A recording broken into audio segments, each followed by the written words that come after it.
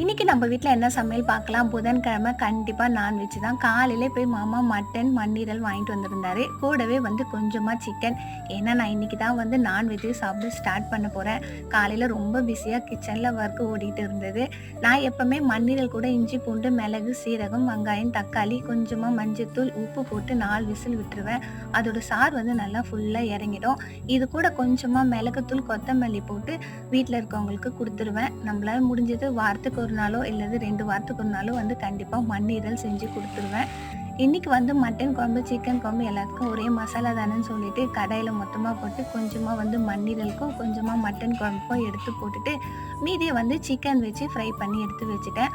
Mutton குழம்பு இறக்கும்போது கொஞ்சமா பெப்பரும், கொத்தமல்லியும் போட்டு இறக்குனீங்கன்னா அவ்வளவு சூப்பர் வாசனையா இருக்கும். கடைசியா வந்து ரசம் வச்சா லஞ்ச் ஓவர். இன்னைக்கு சூப்பரா இப்படிதான் கிச்சன்ல வந்து ஒர்க் போயிட்டு இருந்தது. நாளைக்கு பார்க்கலாம். பாய்.